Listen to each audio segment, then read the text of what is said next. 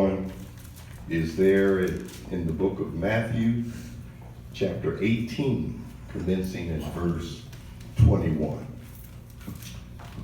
Then Peter came to Yeshua, Jesus, and asked, Lord, how many times shall I forgive my brother when he sins against me?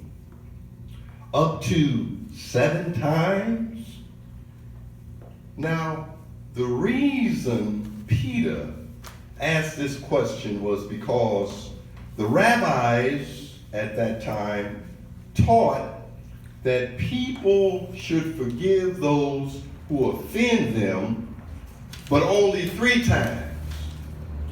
And I think that adage, 3 strikes you're out, has its roots in biblical times, because the rabbis were teaching that people should forgive those who offend them only 3 times.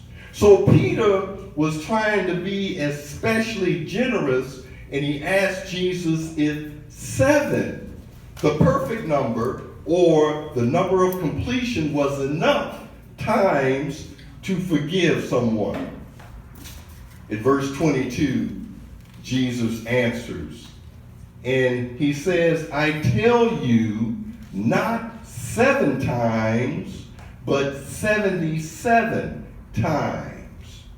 Now here, Jesus' answer 77 times means that we should not even keep track of how many times we forgive someone. That's right. We should always forgive those who are truly repentant, no matter how many times they ask. In verse 23, therefore the kingdom of heaven, Jesus continues, is like a king who wanted to settle accounts with his servants. Verse 24, as he began the settlement, a man who owed him 10,000 talents was brought to him. Now I have to explain the talents, because I want you to really understand how much money this man owed the master. Now, in June of 2018, the international price of gold was about $41,155.69 per kilogram.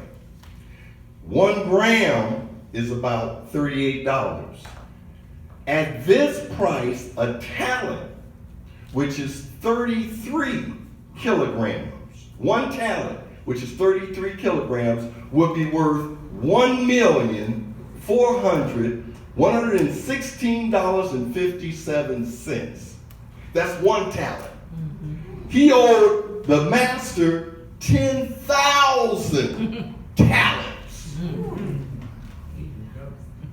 He owed him millions of dollars. In verse 25 it says, since he was not able to pay, the master ordered that he and his wife and his children and all that he had be sold to repay the debt. And I should tell you that in Bible times, serious consequences awaited those who could not pay their debts. A person lending money could seize the borrower who could not pay and force him or his family to work until the debt was paid. It wasn't like today where you can go down and file bankruptcy, and get out of it. The debtor could also be thrown into prison, or his family could be sold into slavery to help pay off the debt. It was hoped that the debtor, while in prison, would sell off his land holdings, or that the relatives of the debtor would pay the debt. If not, the debtor could remain in prison for life.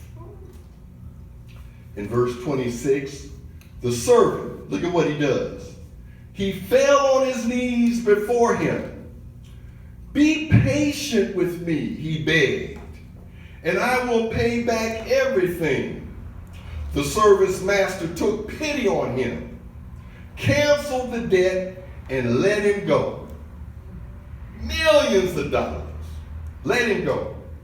But when the servant went out, watch this now, he found one of his fellow servants who owed him 100 denarii. Amen? Amen. Now, 100 denarii is just a few dollars. 100 denarii is just a few dollars. And look at what he did.